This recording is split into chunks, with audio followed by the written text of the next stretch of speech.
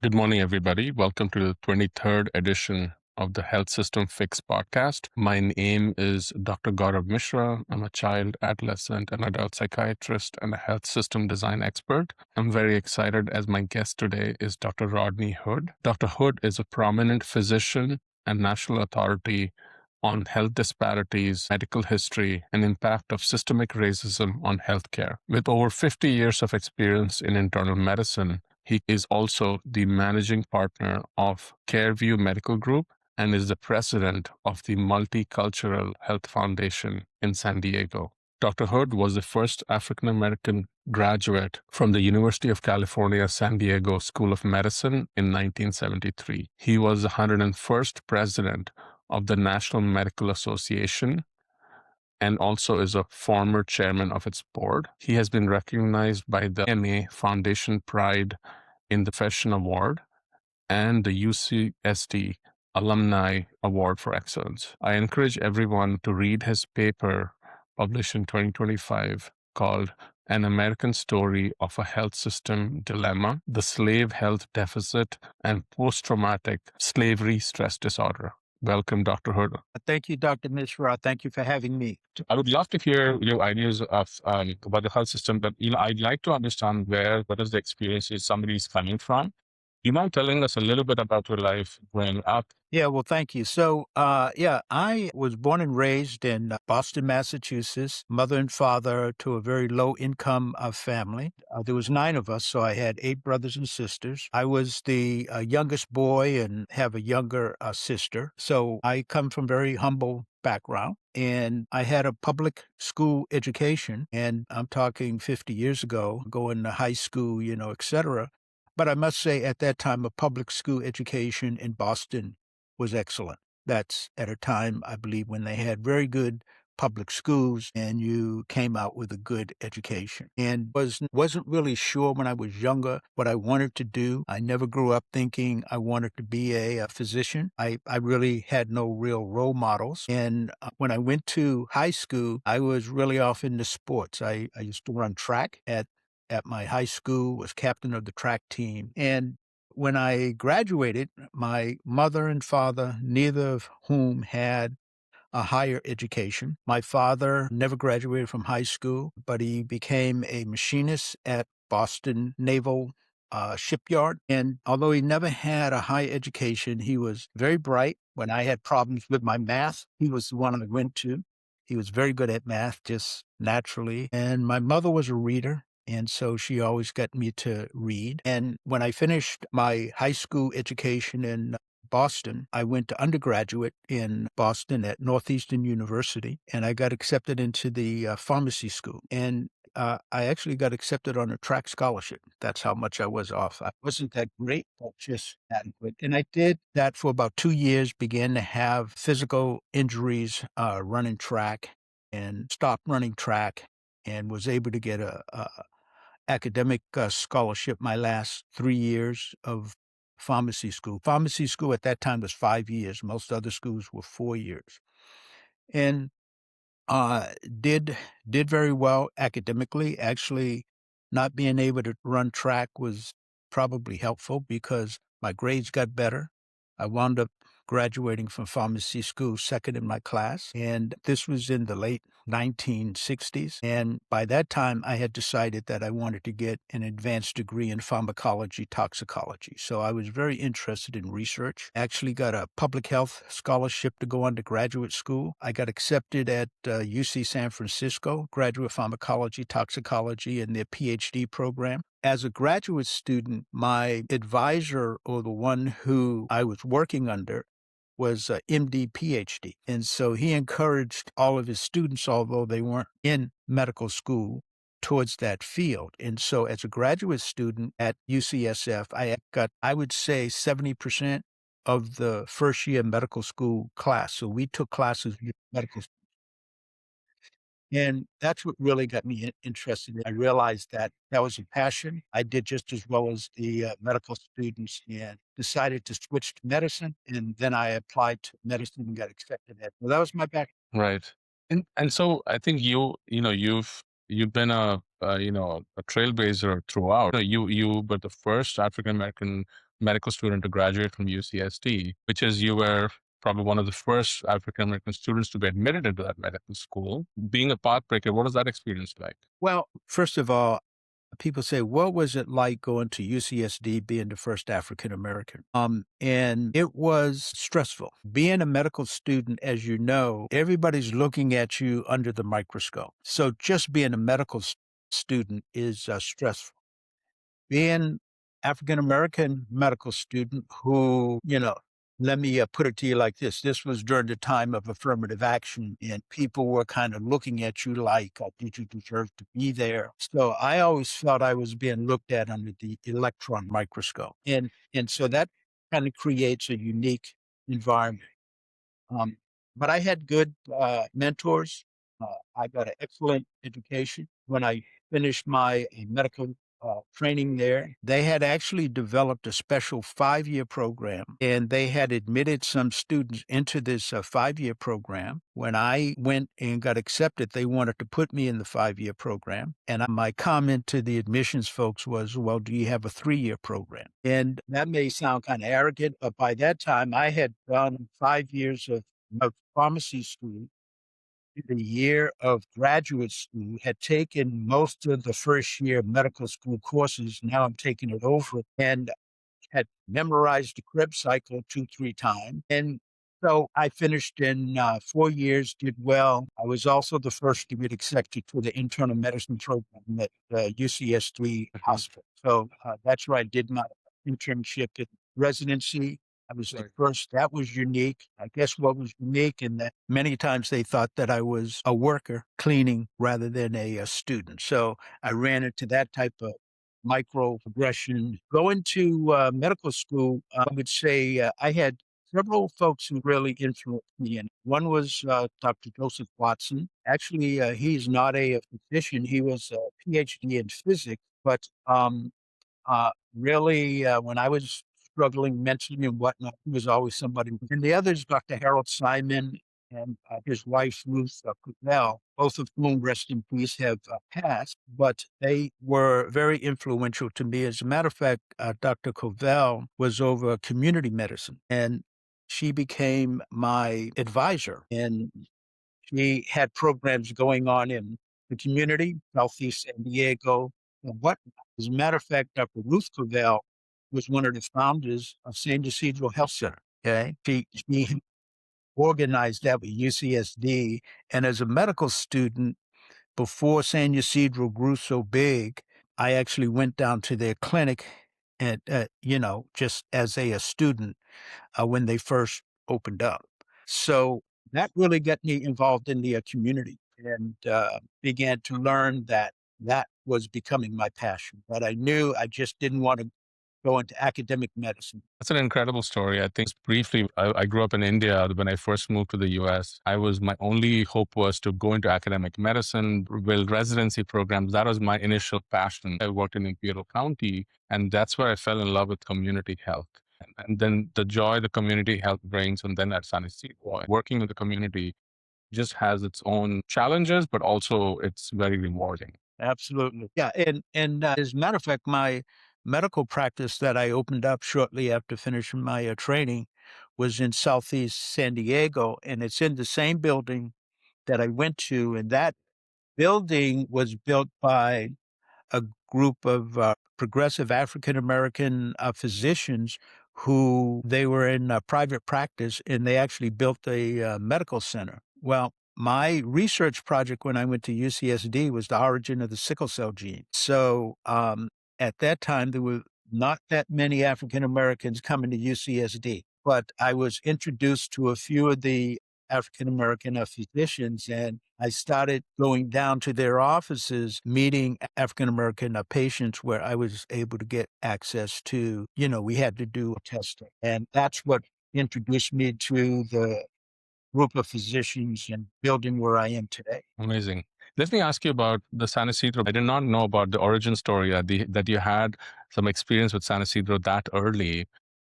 Thinking about grassroots organizations which come out of the community and need from the community versus those which are part of in other places. How does an organization sustain the mission that is originally created in a grassroots organization over a period of 50 years? How do organizations do that well? Some do it better than others. First of all, before joining San Ysidro, and I'm very thankful to San Ysidro, they've taken over my practice.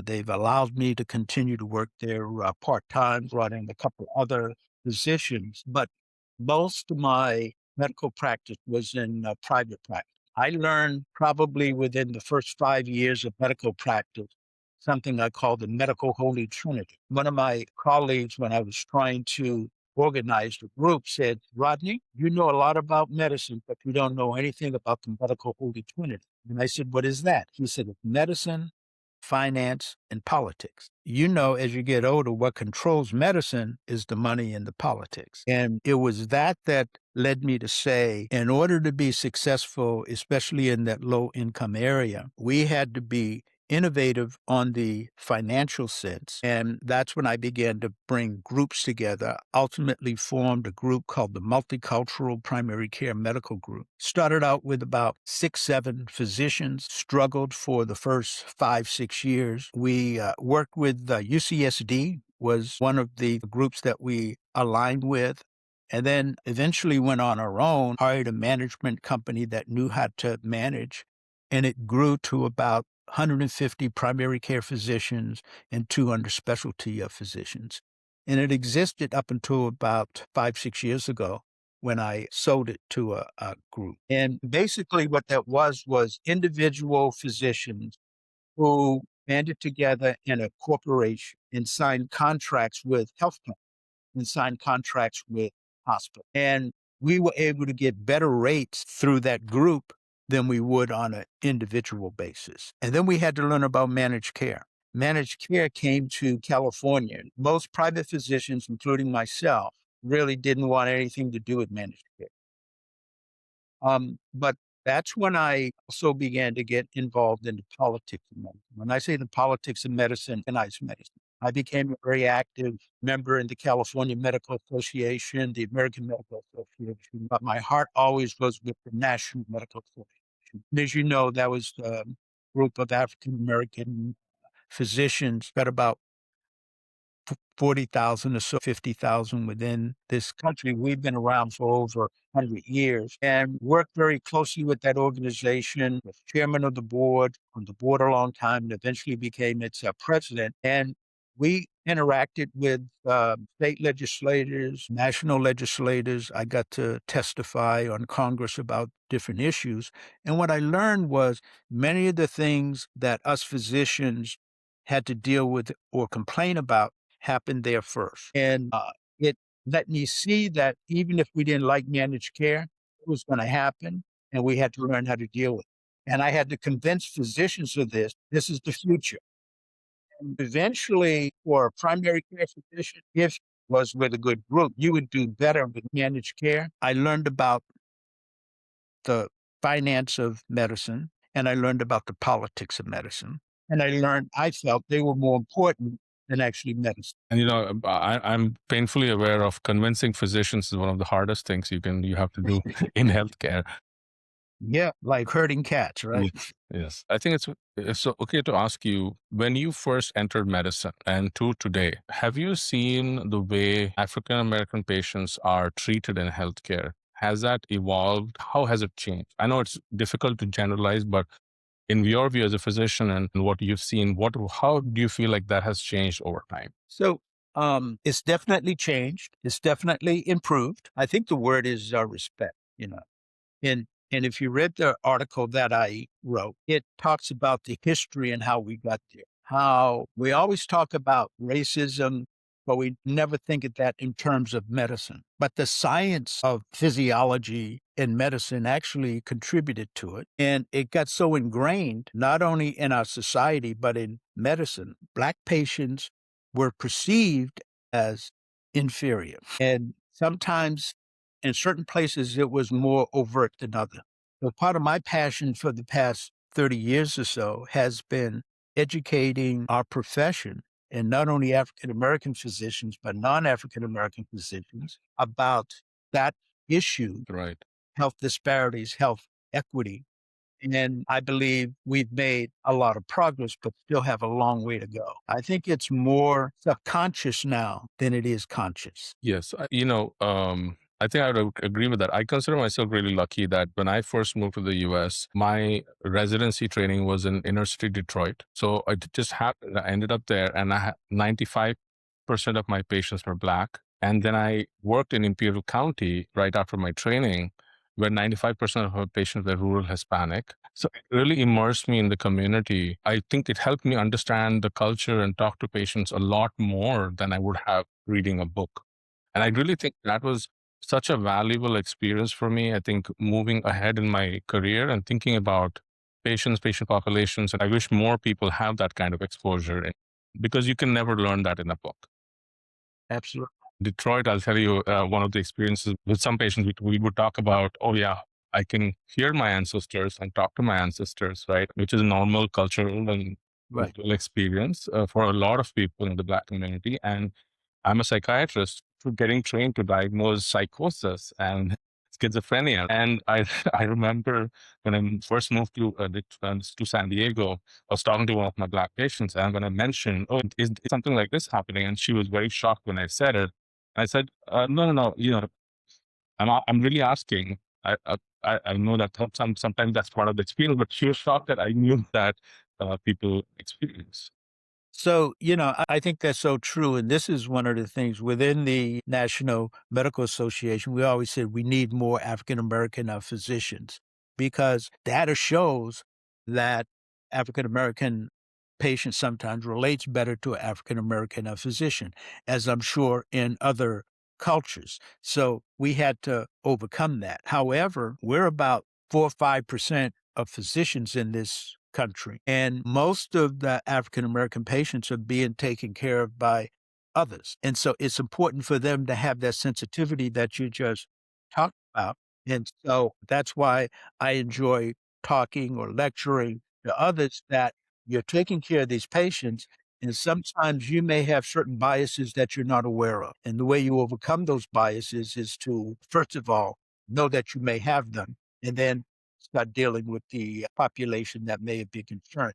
The Harvard implicit bias test, I'm sure you're aware of, but that's been about 20 years or so. Right. So I've probably taken that 3 times and really studied that a lot. And there was one study that came out that physicians don't like to talk about because what they did was, I think by this time they had over 1 million. For the listeners who don't know, the Harvard implicit bias test is a test that you can take and it will identify various biases that the individual may have. You may have a bias towards gay, towards women, towards blacks, etc. When they extracted a subset of physicians who took that test, and it was a significant number, and looked at their implicit bias level towards blacks. Physicians had one of the highest bias rates towards blacks than even lawyers, dentists. And I think it's because we all come from our own culture. And then all of a sudden, we go to these areas. Many of us have gone to training facilities where it was mostly minority, Hispanic, and black.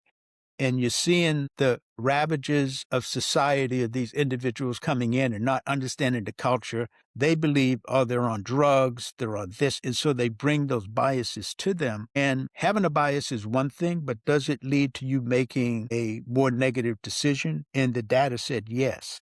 So that was a very interesting finding and something that I think we in the health profession need to be aware of. It's a great point. So if I understand correctly, you're saying that because the first experience somebody's having with the community is, I'm helping you, which a lot of medicine also does. I'm here, I'm kind of up here, I'm trying to help you. That's the kind of the approach in medicine in general.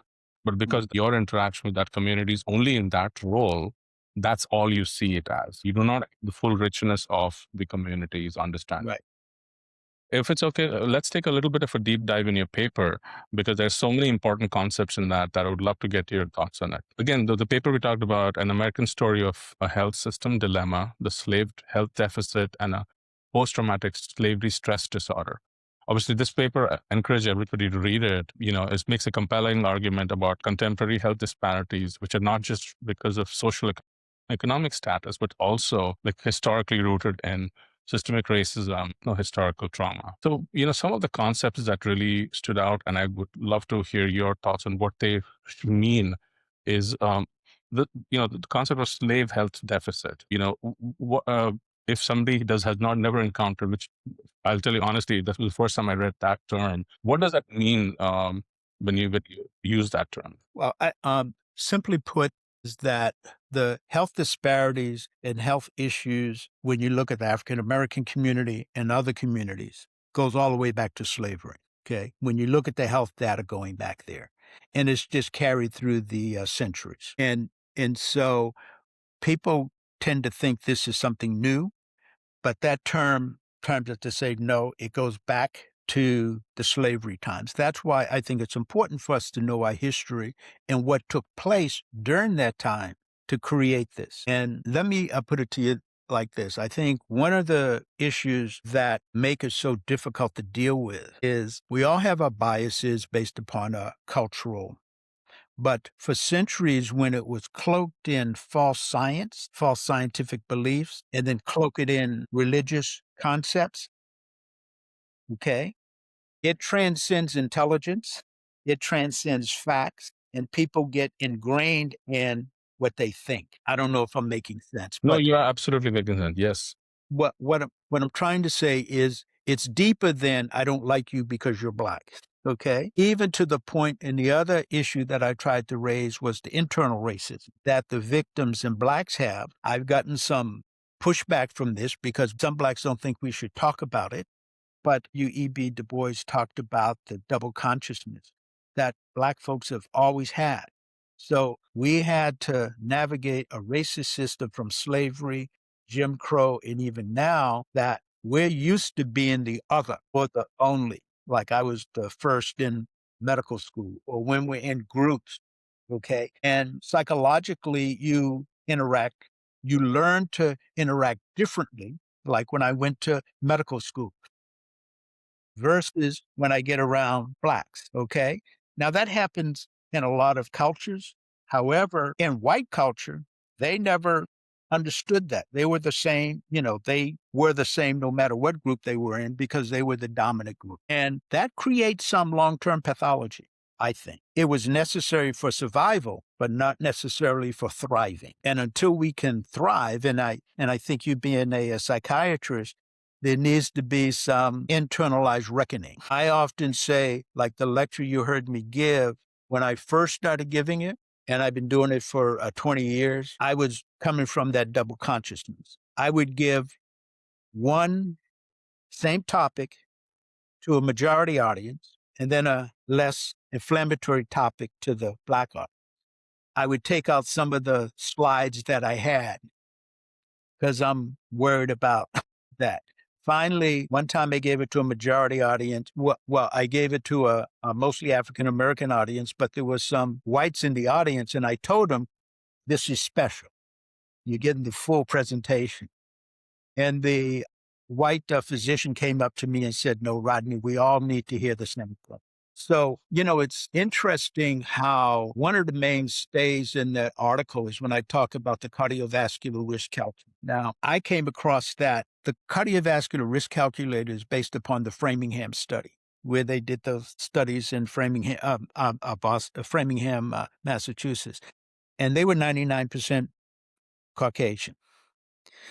And so the newer cardiovascular studies included race and ethnicity. I started using it 10, 15 years ago.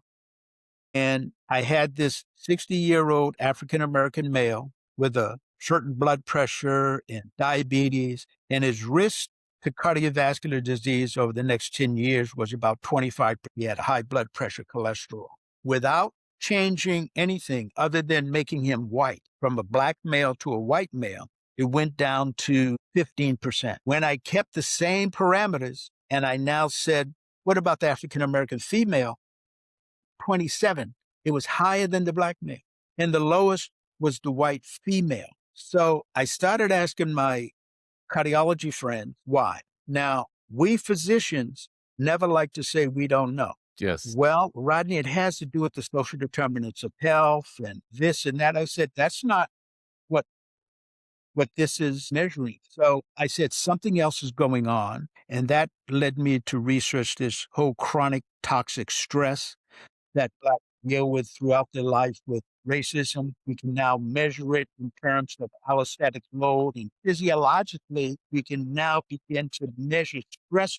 And when they do, they find African Americans have higher toxic stress hormones than others under the same stress. And I believe that accounts for why many African Americans have higher hypertension, heart disease, congestive heart failure.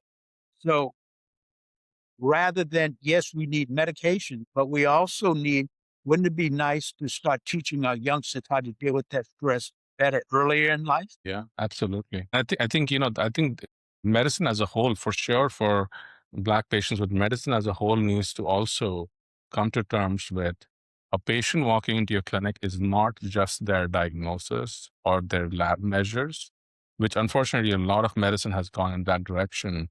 It is the if you're missing the context of where they're coming from and who they are outside of your appointment, you're missing majority of the picture.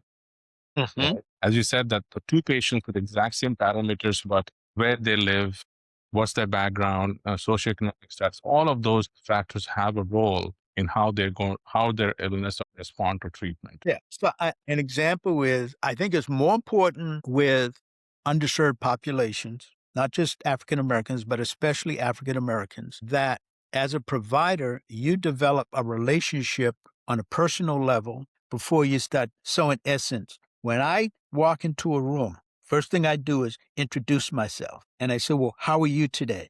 Okay. I have a personal conversation. I'm not talking about take it home or taking them, but just recognizing their humanity. Okay. Then you ask, how can I help you today? Now, some of my patients tell me they go to non Black physicians and they love them because they interact with them. Yeah. I think a physician, sometimes we forget that we're human first and we need to be human first before we should be physicians. And that human interaction has as much healing potential as your training and medication. Oh, absolutely. What do they call it? When I got my degree, I don't know if they still do this. They said, you got a degree in the science and art of medicine. We never really learned much about the art of medicine. That's really what we're talking about, developing that art. I tell a lot of trainees that medical school only makes you a doctor. It doesn't make you a good doctor. That's a journey you have to be on your own and work on it, right? How do we understand the post-traumatic slavery stress disorder? I think just about anybody who's African American and raised in this country suffers with that to some degree. Now, depending upon your social status, your education, your economic status, where you live, A, and then B, how you develop the coping mechanisms to deal with that. If I've actually taken that same cardiovascular risk calculator and look, if you carry that out by age, like 40, 50, 60, 70, when you get up to about 60 or 70, the risk, when you compare that same age to like whites, blacks, risk is lower. Interesting. And I call that resilience. So if we're lucky enough to get older, we've developed a coping mechanism that helps us develop resistance. And so we're dealing with that stress in a much more healthy way. And so what's preventing us from having longevity is not learning that earlier. Yeah, so I was thinking about, like, a few questions ago, I was thinking we talk about the high stress hormones and the high stress experience of, let's say, young Black persons, right? But you're also talking about there is a higher level of resilience too. Absolutely. How does that, okay, so maybe somebody's able to manage the higher level of stress, but internally the toxicity of that physical environment is damaging. Yes. So so let me say this. We talk about resilience. I talk about surviving and thriving. Because of the whole history of slavery and Jim Crow and racism, you had to develop coping mechanisms and resilience that helped you survive. But sometimes those coping mechanisms that helped you survive were stressful and toxic. You know, you're in a situation and you can see this person doesn't have your best interest in mind. However, that person has the power over you, job, jail, whatever. And so you have to conduct yourself in a way. Okay. So how do you get to the point where you learn to deal with that in a more healthy way? Makes sense. Yeah. I think as a child psychiatrist, I'm thinking of examples of, when you're talking about trauma and PTSD, the first task is to make sure, is the trauma still ongoing? And let's make sure to stop that before healing can happen. Right? And you're talking about ongoing trauma or traumatic experiences. Therefore, healing almost never starts, only starts as you get older, maybe. Right. An example is this. When I grew up in Boston, I don't know if you've ever been to Boston, but I grew up there. And although it was a northern city, I call Boston the tale of two cities. Meaning, when I was young, Boston was a very de facto segregated city. So even in the city, there was an area where blacks live, Irish live, Italian live, Jews live. So they had these ethnic communities. And although many of the blacks were very poor, so weren't the Irish, so weren't the Italians. However, more racism sometimes came from the low economic whites than others because their claim to fame, at least I'm not black. And the N word was very common. I jokingly say I grew up thinking my middle name was the N word. That's how often I heard it. And we all have trauma. Now, when I grew up as a black kid, I was taught those were fighting words. Okay. As I matured, I knew better. Okay.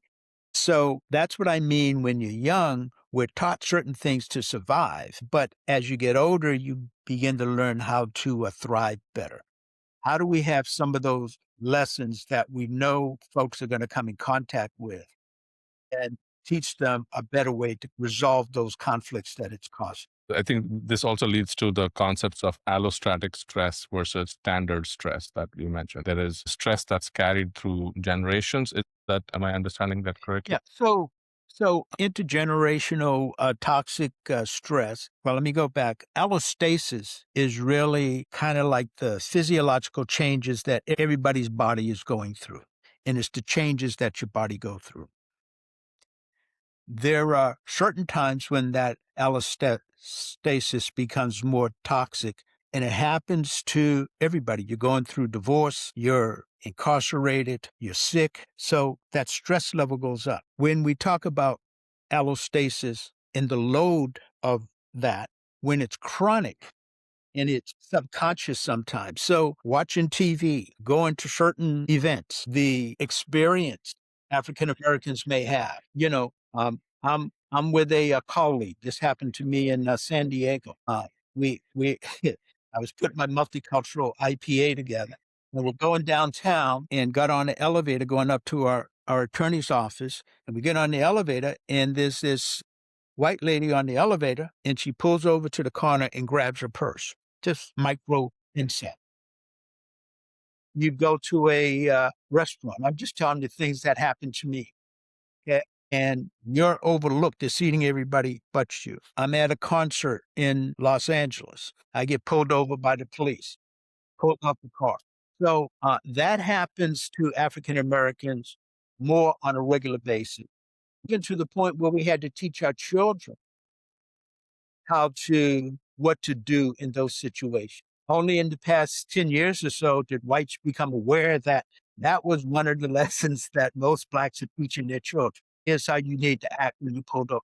Because they always knew that there's a potential you're going to be treated differently. Yes, I appreciate you sharing so many of even your personal examples. That's a perspective that you as a physician also have yourself experienced that lends, toward understanding that's different. Let me ask you about the terminology of racialized social determinants of health. And how do you think of that as different than social determinants of health that we are talking about so much in healthcare? Well, because let me put it to you like this. Social determinants of health are circumstances that may be non-medical, but contribute to health outcomes, either good or bad. Where you live, how much money you make, what your education level is, the toxic environment. So everybody, white, black, and whatnot, has certain levels of social determinants of health. The reason why I make the difference of racialized social determinants of health is a significant social determinants of health for African Americans were constructed post-slavery, Jim Crow, where they could live, redlining, where you could buy a house, where you could go to school. Most folks say, well, blacks are fortunate. They got their own medical schools. They got their own undergraduate schools. That was because whites refused to let us in their schools. As a matter of fact, I have a relative who was down in Alabama in the 50s, 60s, wanted to go to medical school, applied to the school in his state, and they said, well, you can't come here, but we'll pay you to go to Meharry. So um, uh, it, it, the structure in America structured it so that the wealth gap, the social gap was worse for African Americans. So when you see whites who are poor, many times that's by circumstance.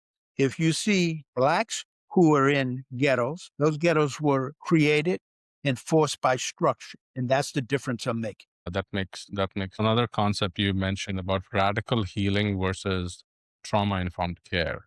And how do you differentiate between the two? Not my area of expertise, yours, but I think radical healing is really beginning to understand the trauma and having, I see it mostly in a group setting. And I think the folks who have been traumatized have not really learned how to deal with that trauma well, even though they're adults. And an example is, why is it that African American women have the highest rates of maternal mortality and the highest rates of infant mortality, no matter what their socioeconomic status is? And I think, yes, a significant portion has to do with the racism in the system, how they're treated, how they're talked to. But within the African American system, there is this issue of beauty, skin color, hair. I told you I come from a family of 9. I had sisters in the Black community. They talked about good hair, bad hair, kinky hair, dark skin, colorism. This was all in the Black community. As a community, I'm not really sure we've dealt with that. So it was really talking to the African American community. We need to start realizing that even if we're successful, we need to start having more conversations, if not for us, for our children, so that they can negotiate this country and the obstacles that they have better. You quoted poet Paul Laurence Dunbar, and if you'll indulge me, I want to read this poem, which is "Wear the Mask." This is an 1895 poem. It goes, "We wear the mask that grins and lies. It hides our cheeks and shades our eyes. This debt we pay to human guile. With torn and bleeding hearts we smile, and mouth with myriad subtlety. Why should the world be overwise in counting all our tears and sighs? Nay, let them only see us while we wear the mask. We smile, but, O great Christ, our cries to thee from tortured souls arise. We sing, but oh, the clay is vile beneath our feet, and long the mile, but let the world dream otherwise. We wear the mask." This is a very powerful poem, and can you tell us, what does this mean to you in this context that we are talking about today? So it's that internal struggle you hear me talking about, that African Americans, unique to African Americans, in which it really started in slavery, where here you are, you got a daughter, the overseer, master takes her, rapes her. What can you do? You worked in the fields all day. Now they want you to come in the house and dance. So you got to smile and act like it's okay. So bring it up to modern times. You're in a situation where you really feel this person is racist towards you, but because of the power that person has over you, you need to act like it doesn't bother you. Okay, that's the dual consciousness. I think we need to learn to have. I say I have become very good at having one conversation. So, and I'm known for that with my friends, even I'll say things in front of white folks that a lot of blacks feel uncomfortable with, but the folks that know me, white or black, understand where I'm coming from. Okay.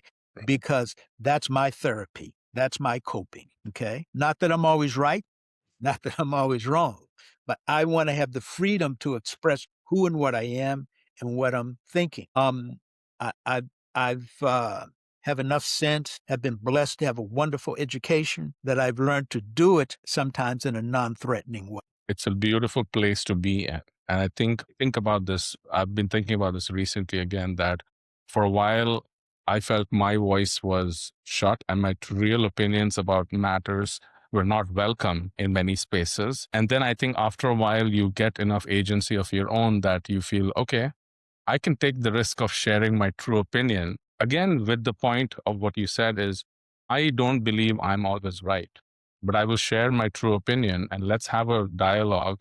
And if you make some good points, I'm open to changing my mind. Right.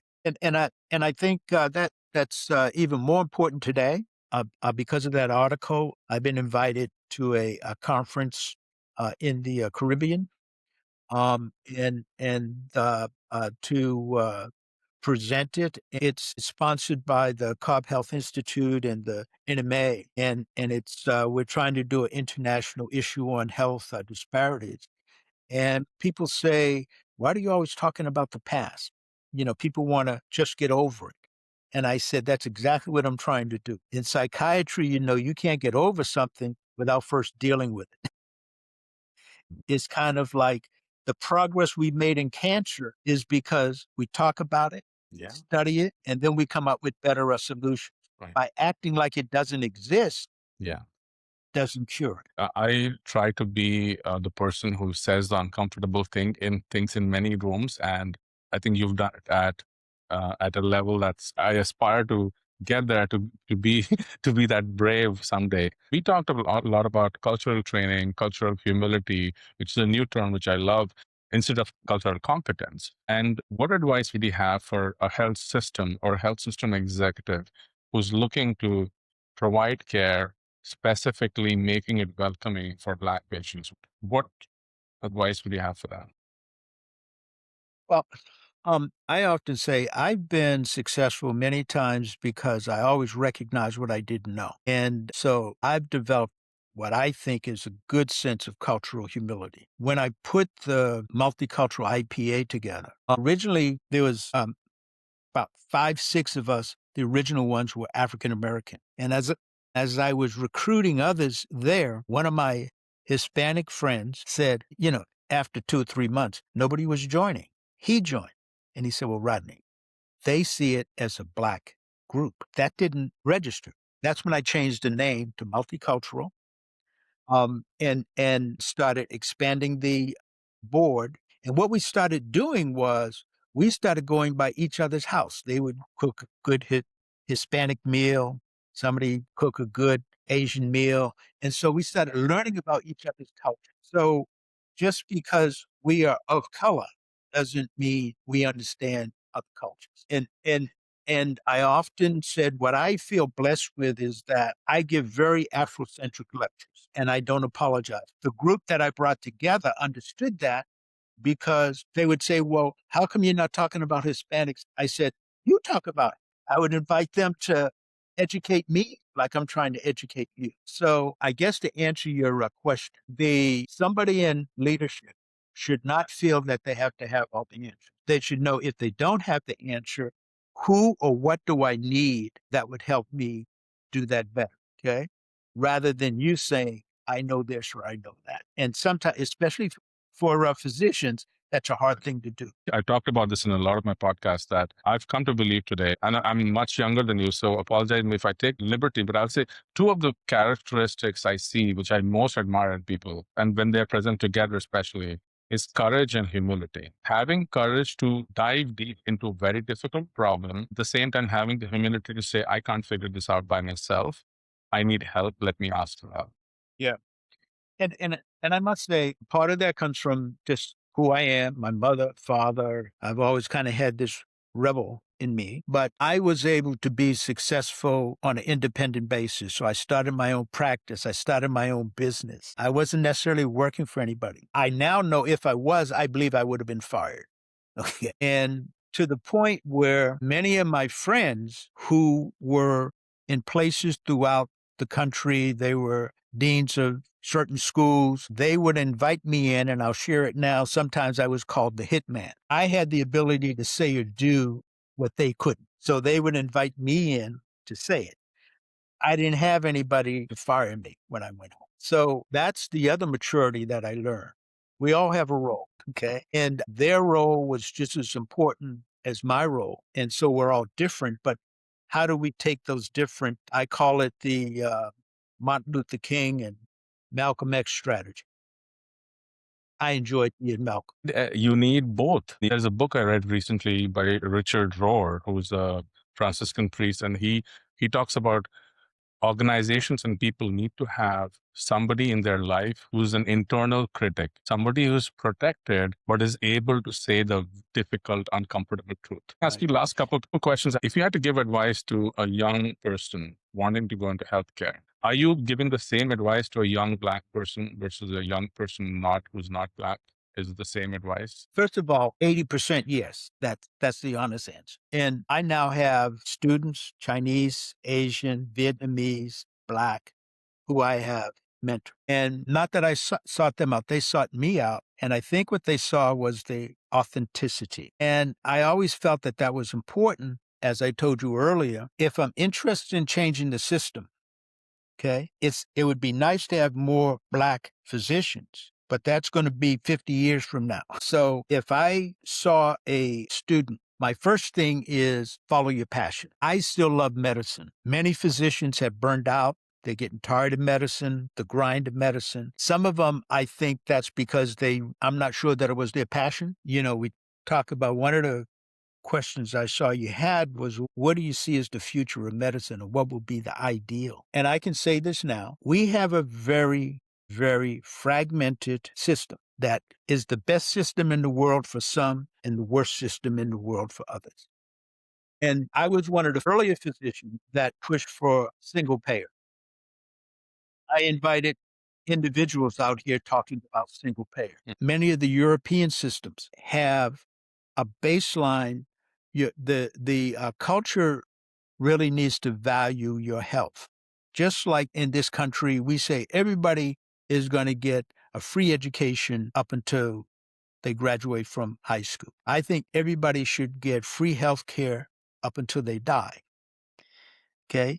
Now, there are problems with some of those systems. I understand. But many of them, most of the health care people get come from the job that they have, or if they're too poor, the government pays. And then there's the in between, and people are falling in between the cracks. When you lose your job, now you don't have health insurance. The highest bankruptcy rates were healthcare bills. So I think you need a system that values health more than capitalism. I'm not against capitalism. I call myself a social capitalist. Okay. And just like I think it's France or Italy, they have a basic system, but you can actually buy and augment that with private healthcare if you got the resources. But if you don't, you always have that basic system. Nobody goes into poverty by losing their job because of healthcare. So um, uh, I would like to see the system change, is what I'm saying. A lot of the things, no, I was just going to say a lot of the things we do are piecemeal, and then we always wonder why it doesn't work. One of the important things you said there is also we have to value health, whereas our current systems value sickness because sickness generates money. Also, the system is not really very open or happy about saving money. Saving money is not as exciting as making money. So if you were to say that investment in health upfront was going to save you money, that's less exciting for people than making money on the sickness. This is just a system, that's how it evolves. Or the reason for burnout is also, I think, not that private practice is easier, but private practice allows you to design your work a little bit more. Whereas organized institutional medicine today for physicians, there is a lot of source for you not being able to do the work that you got into the field for the way you feel great about. in your heart and mind. That is a major reason for burnout also. If I have one complaint about San Ysidro, it's what you just said. After being in private practice, they just more in tune with process. But anyway, that's another subject. But you're right. I do think I was blessed by being able to be in private practice. It helped me maintain that passion. What is the most exciting or challenging problem you're working on today? I'm enjoying looking back on my career and um, actually where that article came from. The National Medical Association, the American Medical Association always had this love-hate relationship. And during my leadership with the NMA, we developed a relationship with the AMA in which they said, okay, we want to get you involved in the AMA because a lot of Black doctors were not joining the AMA. I was the first delegate representing the NMA to the AMA House of Delegates. And I would give that lecture, part of that lecture there. And I enjoyed that. During that time, one of their presidents said, has the AMA ever apologized to the NMA? And in 2008, Dr. Davis came to the NMA and gave an official apology for the racist policies that the AMA had towards Black physicians. That went to their board, official policy. About 2 years ago, some of the younger students, residents, saw that and said, well, what has the AMA done about it? They passed a resolution saying, AMA, you ought to form a group to look at what's the next step. I was asked to serve on that advisory AMA committee. It was called the Truth and Reconciliation. We worked on it for about 2 years, gave a report. I'm not sure what the AMA is doing with it now, but I'm saying that to say it was during that period that I start putting some of that stuff together because they asked me to write the view of the history of African American racism. And that's when I started writing that article. And my goal is to say we can't let that history go because I think we're not going to have good solutions until we first understand what happened and why it happened. One of my frustrations today is, first of all, when I first started giving the lecture, I used to give 50, 55-minute lectures. Youngsters can't stand 10-minute lectures. So I now got it down. I can do it in 15, 20 minutes or so. But I think just like history, that should be incorporated. So that's one of the things I enjoy doing, talking about that history, not because it's sad and bad, but I think it kind of gives you an understanding that you won't get without that. And it's not taught anyplace else. Dr. Hood, thank you so much. I really appreciate you giving me your time today and talking about your experiences and obviously your work over the decades serving the community, how to do it better, or also provide some guidance on how health systems should look at creating programs that are serving the community in the way they need to be served. And I'm going to encourage everybody to go listen to this podcast, but also read your paper. I think it is incredibly informative. Again, thank you so much. Okay. Dr. Mishra, thank you so much for having me.